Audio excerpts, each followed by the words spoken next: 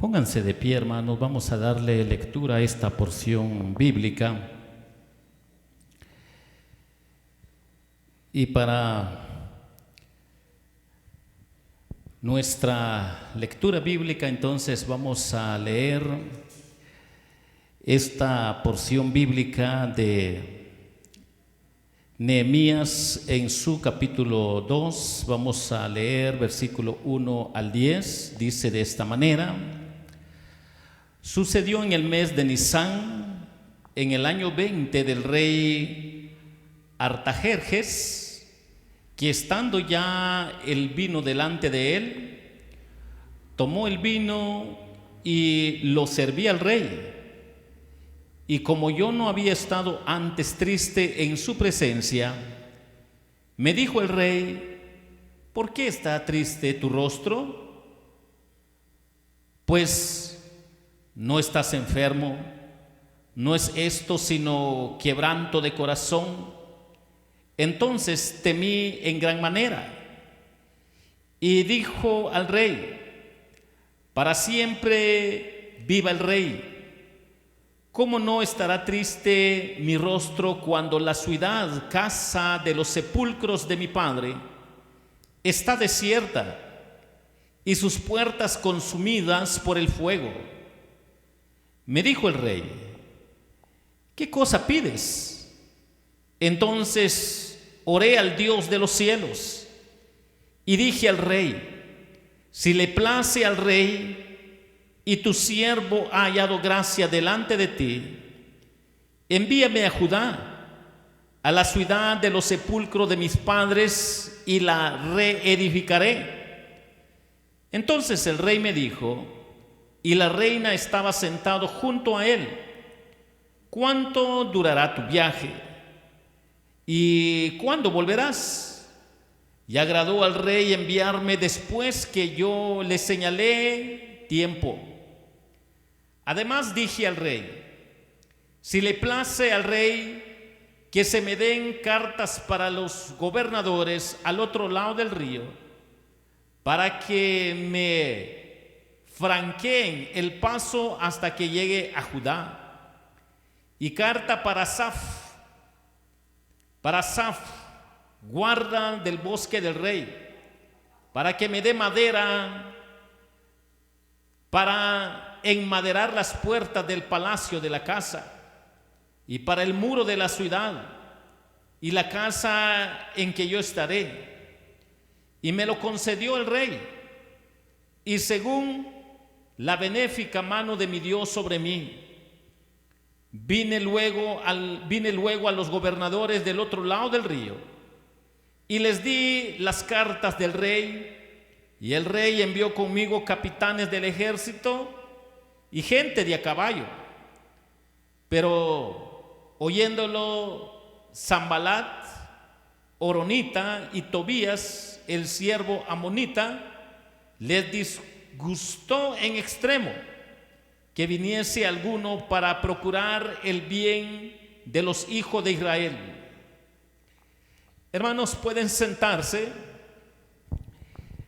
Hoy quiero compartir con cada uno de ustedes esta porción de la palabra del Señor, y vamos a aprender sobre este tema: la fe que restaura. Es nuestro tema para esta preciosa hora: la fe que restaura.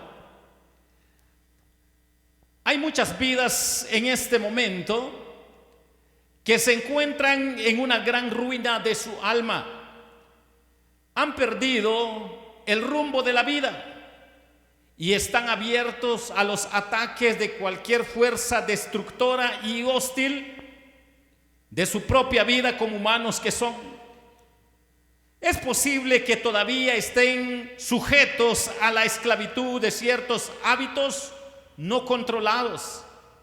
Sin embargo, al activar la vida de oración y pedir ayuda, como lo hizo Nehemías, debe esperar una respuesta, porque Dios hará algo en intervención.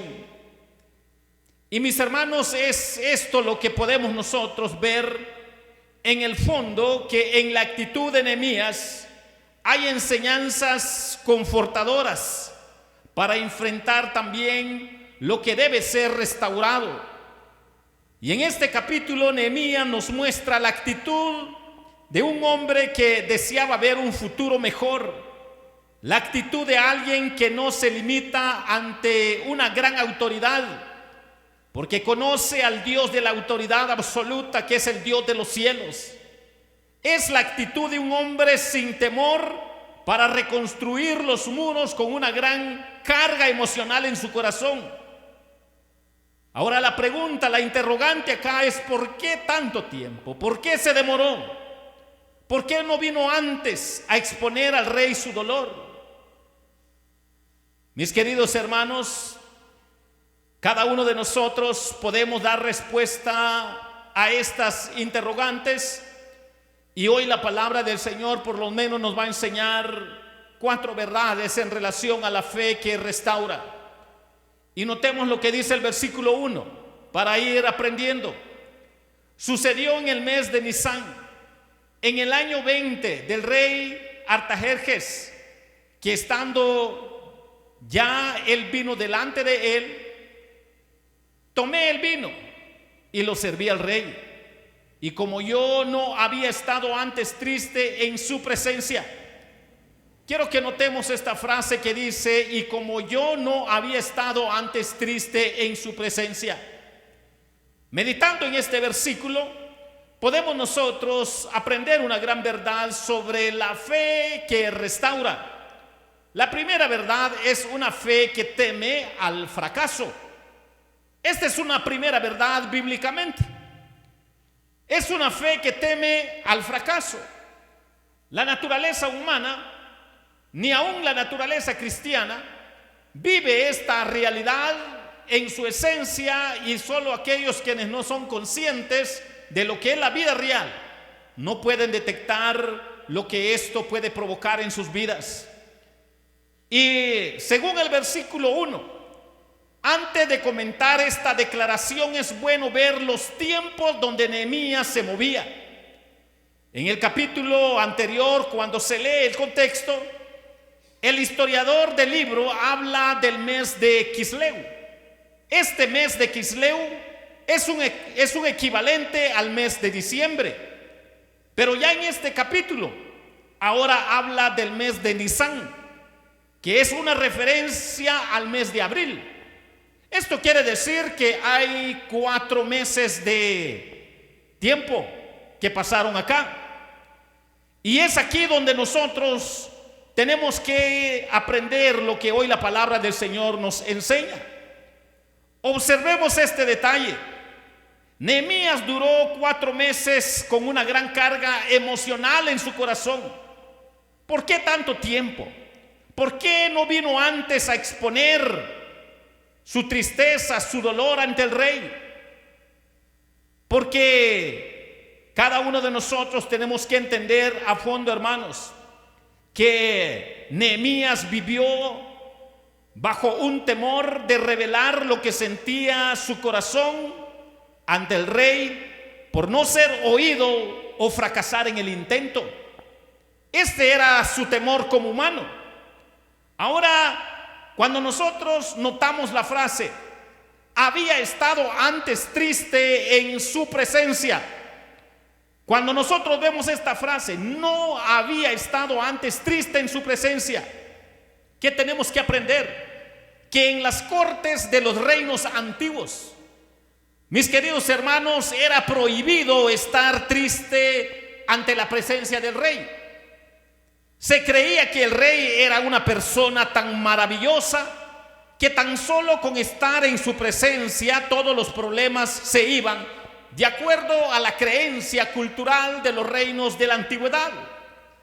De esta manera, la tristeza de Nehemías pudo ser como un terrible insulto al rey. Y los temores de Nehemías son los que muchas veces atraviesan nuestra débil fe. Esta es la gran verdad acá. A veces nuestra fe no está en el orden de Dios, no está a la altura de Dios, porque somos humanos. Pero ¿cuáles temores? A veces hay temores de alguna enfermedad si lo aplicamos para lo que hay acá en el fondo. Hay temores repentinos de algún accidente, como humanos que somos, pero también pueden ver carencias económicas, y en algunos está el temor de sufrir, o el temor de ser rechazado, o la discriminación si se vive en el extranjero. Algo de esto vivimos, experimentamos los humanos. Tenemos que entender que la fe requerida para la restauración pasa por estos tiempos. Por eso el versículo 2 en la parte B dice esta porción bíblica: entonces temí en gran manera. Noten lo que dice la palabra del Señor, los versículos 2b.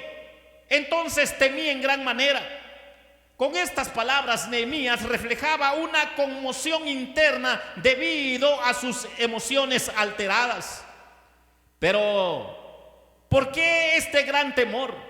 ¿Por qué Nehemías supo que el rey había notado su tristeza y lo tomó? Nehemías se dio cuenta que el rey se dio cuenta de su tristeza y lo tomó en cuenta, pero tenía temor. Era asunto de vida o muerte ante el rey. Porque el trabajo de él de estar ante la presencia del rey y servirle de su copa, hermanos, era un trabajo muy delicado. Era de vida o de muerte. Tenía que estar gozoso ante el rey. Y si el rey miraba algo anormal, el rey le entraba algo de temor.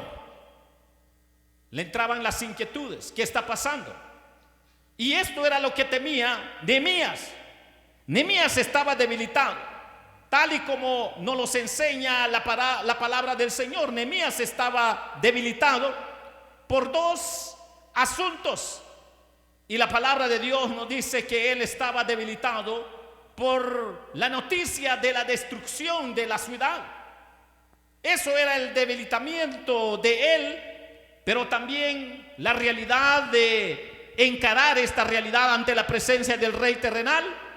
Y por la reacción del rey ante su estado, era asunto de vida o de muerte. Y es aquí donde su fe o se desmorona o se agiganta. La fe o fracasa por la preocupación o se levanta en esperanza para gloria y honra de Dios Padre. La fe es algo que debe de dar vigor de acuerdo a la palabra de Dios, para que nosotros nos demos cuenta en lo que Dios promete a través de su palabra. Pero eso es lo que estaba viviendo Nehemías en esta primera escena, que la fe que restaura es una fe que teme al fracaso. Él era humano, pasó de todo en su mente. Pero quiero que notemos la otra gran verdad. Nehemías capítulo 2 y versículo 4. Notemos qué dice. Me dijo el rey: ¿qué cosa pides? Entonces oré al Dios de los cielos. Me dijo el rey: ¿qué cosa pides? La otra verdad, hermanos, en relación a nuestro tema, la fe que restaura, es una fe que pide a Dios antes que al rey terrenal. Y esto es lo que hay acá de por medio. ¿Por qué se tardó mucho Nehemías en hacerle esta petición a Nehemías? Porque él sabía que si había alguien quien podía intervenir por él antes que un rey terrenal, era el rey celestial. Esos 4 meses él lo mantenía para poner primero esa petición delante del Dios Todopoderoso. Orar y orar, ponerlo en las manos de Dios, buscar la dirección, el propósito y la voluntad de Dios. Él estuvo todo ese tiempo como hombre de oración. Señor, estoy triste por la ciudad destruida, por las puertas quemadas. Señor, me da tristeza. Señor, me acuerdo cómo tu pueblo te alababa, te adoraba. Señor, también estoy consciente de que esto sucedió por la rebeldía de tu pueblo. Señor, deseo que sea restaurado ese pueblo, esa nación, ese templo, esas murallas. Y hermanos, cuando nosotros vemos la forma como Nehemías tenía una relación con Dios, podemos nosotros aprender grandes lecciones. Cada uno de nosotros podemos ver, hermanos, que esa es una fe que pide a Dios antes que al rey terrenal. Uno puede imaginarse a Nehemías en toda esa escena.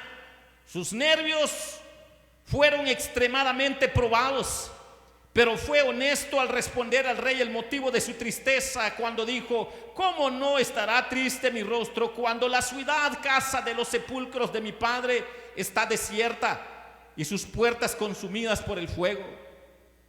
Cuando el rey supo acerca de su dolor y tristeza, en lugar de tomar otra medida, hizo la pregunta que seguramente Nehemías estaba esperando: ¿qué cosa pides? Miren cómo Dios obra en el corazón de un rey pagano, de un rey que no es de fe. Y hermanos, es que hay muchos ejemplos bíblicos de cómo Dios usa ni aún a los paganos para que su propósito se cumpla. La pregunta hecha por el rey es como el triunfo de la fe de Nehemías, como un cheque en blanco. Porque antes que el rey hiciera, ya Nehemías tenía 4 meses pidiendo a su primer rey celestial antes de pedir al rey terrenal. La hermosura que podemos notar acá de la relación de Nehemías con Dios Padre nos debe de motivar a confiar solo en el Señor en momentos de dolor y de tristeza. No sabemos por qué Nehemías se demoró en llevar su problema al rey hasta los 4 meses. Pero sí sabemos que era un hombre de oración y estaba esperando el momento en que el Señor indicara y que le diera la oportunidad. Llegó el momento. Y eso fue lo que sucedió. La fe que restaura es una fe que pide a Dios antes que al rey terrenal. Este es el orden correcto. Veo esto, su hermano y la comitiva le dieron la noticia en diciembre, pero no fue sino hasta abril cuando él vino al rey. Necesitamos este ejemplo porque somos criaturas impacientes. Queremos que Dios nos conteste hoy, o que si es posible que nos conteste desde ayer, o que nos conteste a más tardar mañana. Pero Dios tiene su tiempo. Dios sabe actuar en el momento para enseñar a los grandes hombres de fe que se someten a su palabra para dar lecciones espirituales. Nehemías había orado 4 meses, pero en ese momento requirió de una profunda fe para que su Dios le revelara cómo tenía que pedir al rey.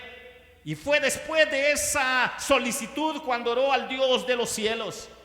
Antes de pedir al rey, él oró en ese momento otra vez a Dios. Ahora debemos notar esta oración de Nehemías ante el rey, que no duró 1 hora, media hora, o 5 minutos, o 1 minuto, solo fueron segundos. Esa oración de segundos, hermanos, es algo que también debe de hacernos reflexionar, porque él tuvo tiempo en su relación con Dios personalmente, eran de meses, era un estilo de vida de oración.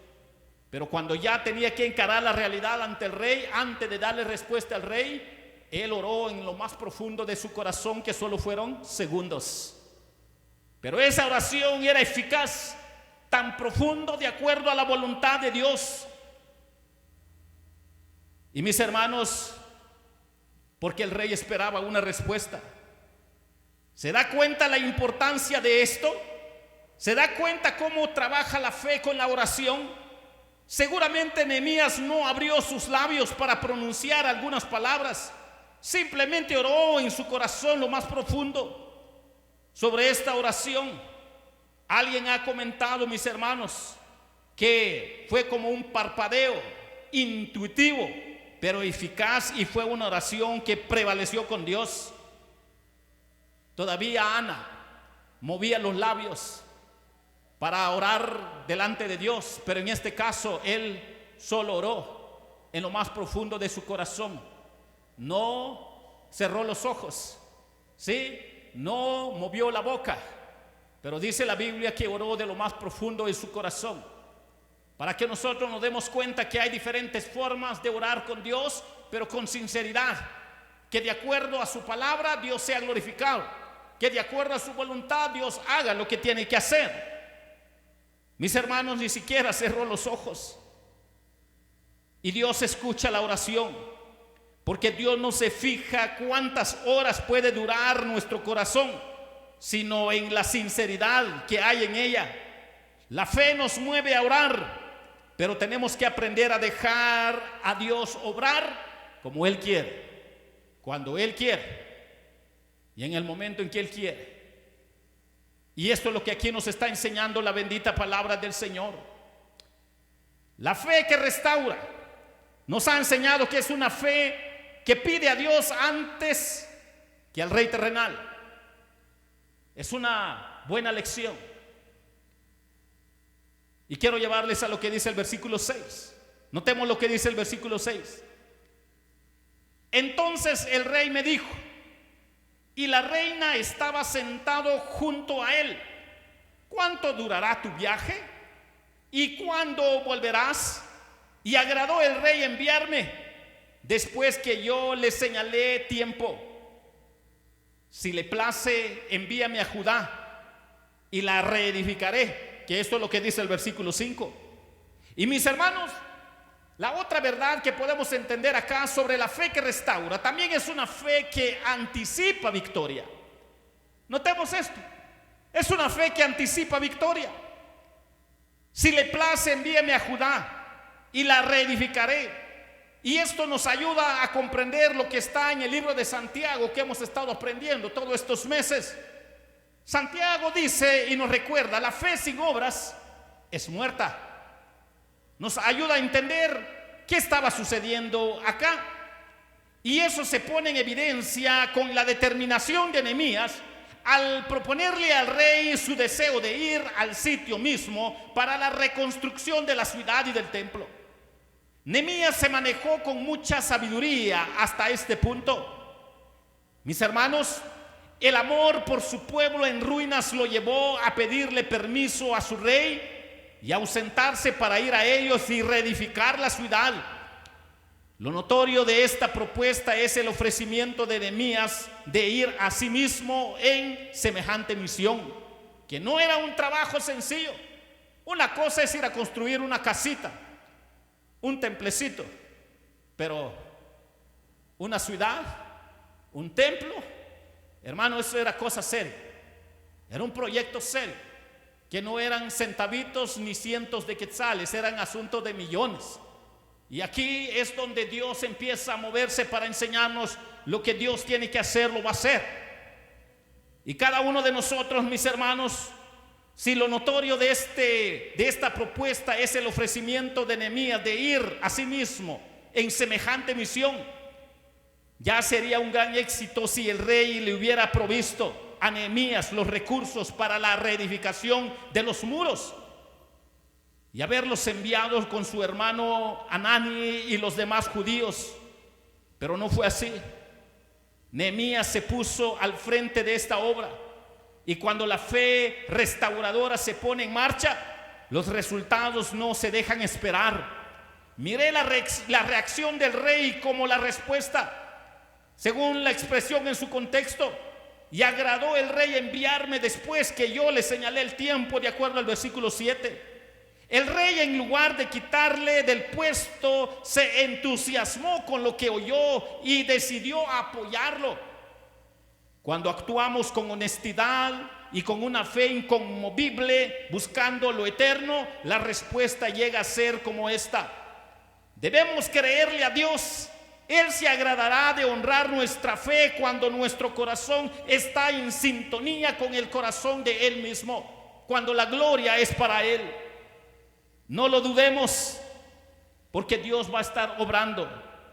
Porque hay otra expresión, carta para los gobernadores. Miren cómo Dios estaba moviendo para Asaf y gente de a caballo. Todos estos textos nos hablan de un hombre con un plan, y a Dios le agrada trabajar conforme al plan de Él, pero con la responsabilidad humana para que nosotros nos demos cuenta que fueron hombres determinados para convertir su fe en realidad de acuerdo al orden bíblico. Mis hermanos, cuando nosotros vemos esto, la fe restauradora, además de ser audaz, debe trabajar. Nehemías sabía cuán grande era la obra para acometer o emprender. Era asunto serio. Es más, no solo era grande, era monumental. Los recursos requeridos para esa reconstrucción eran necesarios también. Las cartas dirigidas al rey tenían el propósito de conseguir los recursos de la madera para levantar esas puertas quemadas con fuego, pero también tenían el propósito de ser protegidos mientras se daba todo el viaje, porque Israel todavía tenía enemigos si volvían a ese lugar. La fe de Nehemías se hizo grande al demandar todos estos recursos y la manera como les fueron concedidos. Al final, Nehemías va a emprender su viaje, pero no lo hará solo. Vino con él una escolta militar completa. De este relato se desprende que él vino con toda la autoridad del trono de Persia detrás de él, porque Dios así lo quiso, así lo movió. Esto demuestra que si nos proponemos cambiar algo en nuestras vidas para mejorar o para mejor, tenemos la plena autoridad del trono de Dios detrás de nosotros. Así podemos proceder con plena confianza en el poder invisible, pero muy real de Dios, respaldando nuestro esfuerzo, porque no es algo caprichudamente, sino porque es algo de acuerdo a la voluntad de Dios Padre.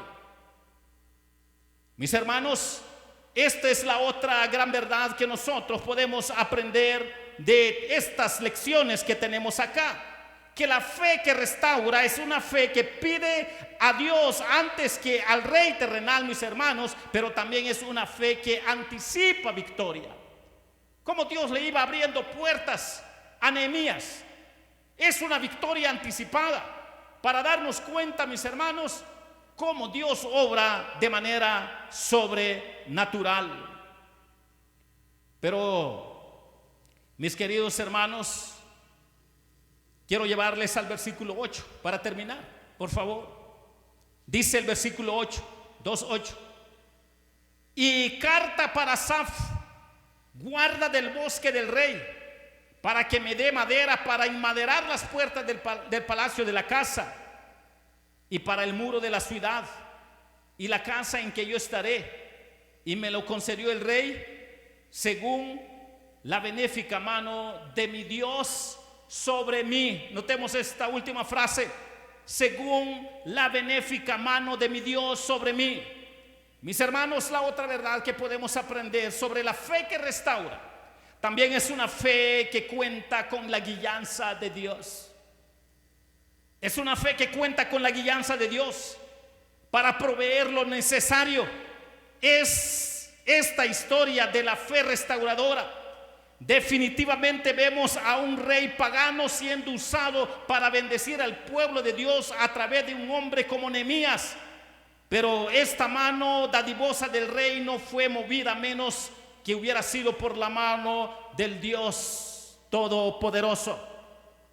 Dios tenía un propósito para lo que iba a estar sucediendo, para la experiencia del pueblo de Israel en las siguientes generaciones. Dios estaba moviendo cielo y tierra para dar grandes lecciones, porque la fe que restaura es una fe que cuenta con la guianza de Dios. Hay algo interesante en esta historia, y es el hecho de que ver a la esposa del rey a su lado. ¿Y por qué se menciona a ella? De acuerdo al versículo 6, algunos que se meten a profundidad de la escritura sostienen que es posible que esta reina pudo ser una hija de Esther. De esta manera ella sería usada por la mano de Dios para influir en el rey y contar con los recursos necesarios para tan gran obra. He aquí la manifestación de la soberanía de Dios. Definitivamente Él es capaz de usar los recursos que están en manos de los paganos para beneficiar a su pueblo, recordando que también muchos de los recursos que ellos tenían le pertenecía a su propio pueblo antes de ser conquistado. Tenemos que ver que Dios es soberano para poder comprender, mis hermanos, Eso quedó también comprobado con reyes como Ciro, quien permitió el regreso de los judíos del cautiverio a su ciudad de Jerusalén y con ello los recursos para la reconstrucción del templo. Nos lleva también a esta escena como ejemplo. Tomemos esta historia para sacar una gran lección. Mis hermanos, Dios puede proveer para nuestras necesidades en formas totalmente inesperadas e improbables, pero recordemos que Él es soberano y Él nos va a enseñar cuando las cosas están de acuerdo a su voluntad, de acuerdo a su propósito. Él usará lo que uno menos puede imaginarse para la provisión necesaria. Nuestra fe debe de ser tal que no dudemos a quién usará Dios para bendecirnos. Hermanos, con lo que aquí estamos aprendiendo, estamos enfatizando los aspectos temporales del cascarón de este proyecto. Pero quiero recordarles la esencia de este sermón. Aprendiendo sobre la fe que restaura, si es una fe que teme al fracaso, si es una fe que pide a Dios antes que al rey terrenal, si es una fe que anticipa victoria, si es una fe que cuenta con la guianza de Dios.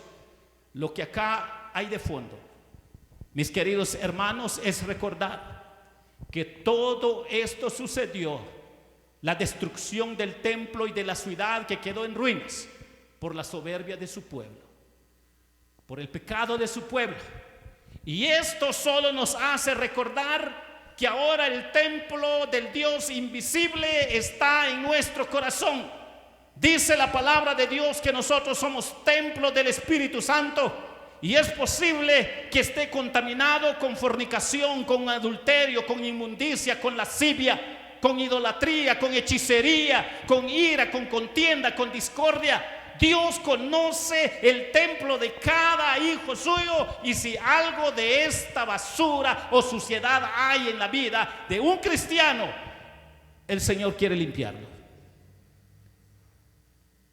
El Señor quiere obrar para que haya una relación correcta con Él. Porque de nada sirve enfatizar qué bonito que Nehemías fue a levantar el templo, fue a levantar la ciudad, fue a levantar tantos proyectos, qué bonito. De nada nos sirve si no recordamos que todo esto sucedió porque se olvidaron de Dios, de sus mandamientos, de sus preceptos. Y ahora Dios ya no está hablando de este templo, ahora está hablando de este templo acá. La Biblia dice: vosotros sois templos del Espíritu Santo. ¿Qué inmundicia hay? ¿Qué problemas hay con Dios? El Señor lo quiere restaurar. El Señor lo quiere limpiar.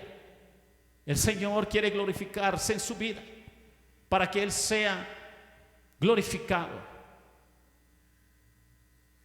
Para que entendamos por qué Dios usó a Nehemías.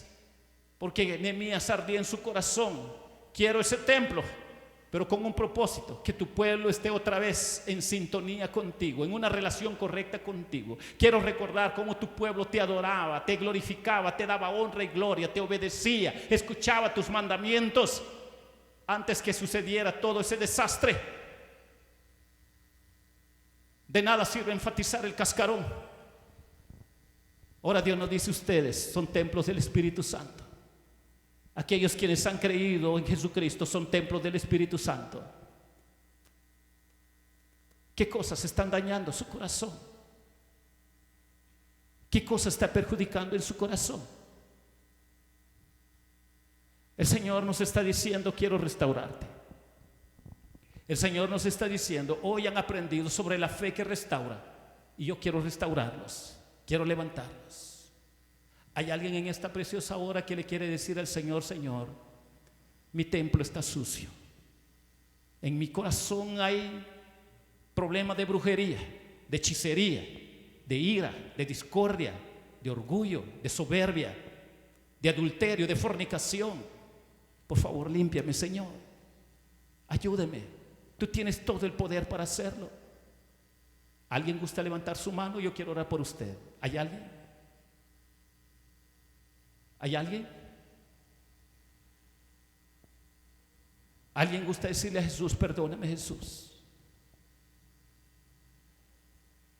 Si no lo hay, inclinen su rostro y vamos a darle gracias a Dios por su palabra. Gracias, Jesús, por tu palabra. Que la gloria y la honra sea para ti.